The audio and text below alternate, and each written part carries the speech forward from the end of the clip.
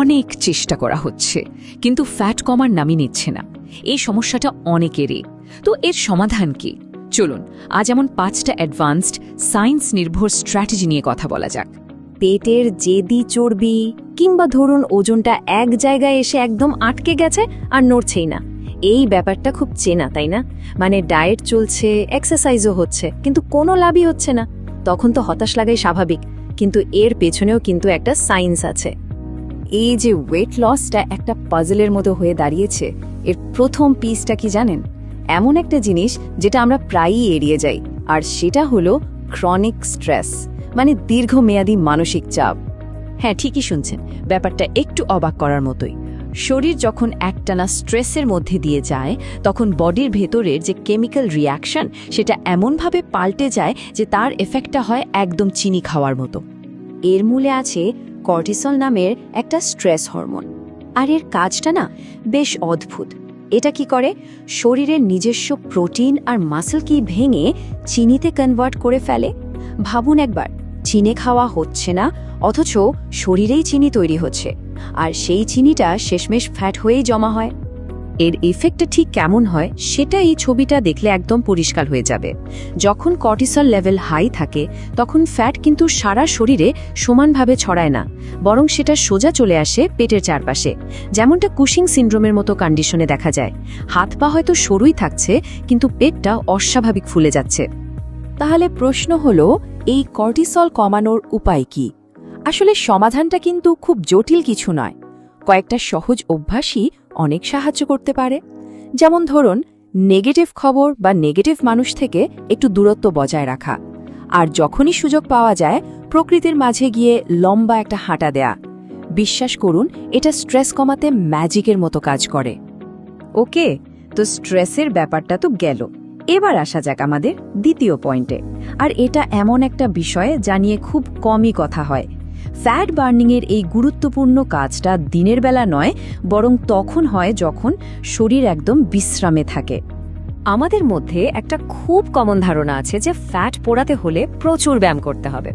ব্যায়াম অবশ্যই জরুরি, কিন্তু আসল সত্যিটা হলো শরীরের সবচেয়ে বেশি ফ্যাট বার্ন করার কাজটা হয় গভীর ঘুমের মধ্যে। হ্যাঁ, ঘুমের মধ্যে। একটা দারুণ উদাহরণ আছে। একজন পেশেন্ট প্রায় 1 বছর ধরে সব রকম চেষ্টা করেও কোনো ফল পাচ্ছিলেন না, কিন্তু যেই মুহূর্তে তার ঘুমের সমস্যাটা সমাধান করা হলো, ব্যাস যেন ম্যাজিকের মতো ওজন কমতে শুরু করলো। আচ্ছা, তাহলে স্ট্রেস আর ঘুম তো গেল, এবার আসি আমাদের 3 নম্বর স্ট্র্যাটেজিতে। এখানে আমরা দেখব কিভাবে ডায়েট আর এক্সারসাইজকে একসাথে জুড়ে আরও বেশি কার্যকরী করে তোলা যায়। আর এর জন্য প্রথমে একটা বড় বাধা পার করতে হবে, যার নাম ইনসুলিন রেজিস্ট্যান্স। ইনসুলিন রেজিস্ট্যান্স জিনিসটা কি? খুব সহজ করে বললে, এটা এমন একটা অবস্থা যখন শরীরের কোষগুলো ইনসুলিন হরমোনের সিগন্যাল ঠিকমতো রিসিভ করে না। এর ফলে কি হয়? ব্লাড সুগার কন্ট্রোল করা মুশকিল হয়ে যায়, আর শরীর ফ্যাট জমাতে শুরু করে। সোজা কথায়, ওজন কমানোর রাস্তায় এটা একটা বিশাল স্পিড ব্রেকার। কিন্তু ভালো খবরটা হলো, এই স্পিড ব্রেকারটা কিন্তু সরানো যায়। এর জন্য কিছু সহজ উপায় আছে, যেমন অ্যাপল সাইডার ভিনেগার বা খাবারে দারুচিনির ব্যবহার। এগুলো দারুণ কাজ দেয়।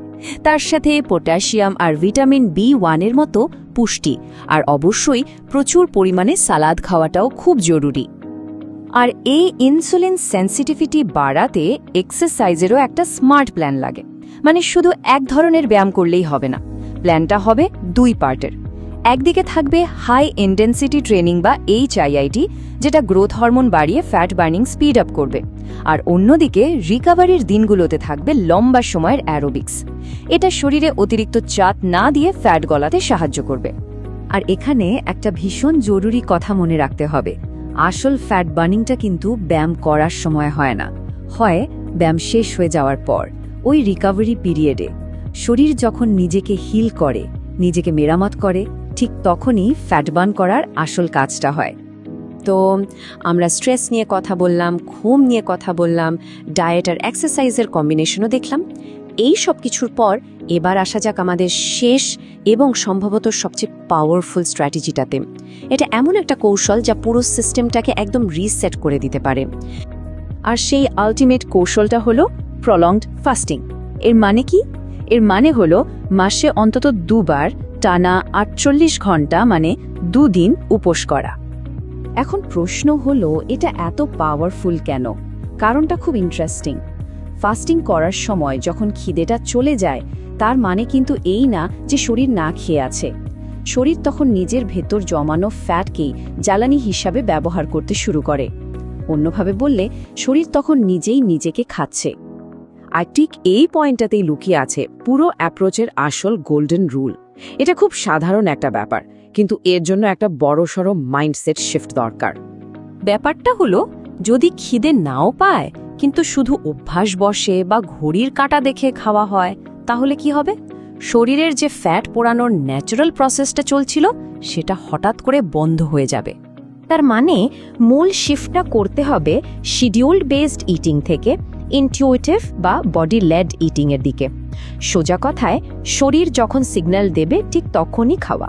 তাহলে সবশেষে একটা প্রশ্ন থেকে যাক, পরের বার খাবার প্লেটটা সামনে নেওয়ার আগে নিজেকে শুধু কখন খাবো এই প্রশ্নটা না করে বরং এটা করা যাক, আমি কেন খাচ্ছি?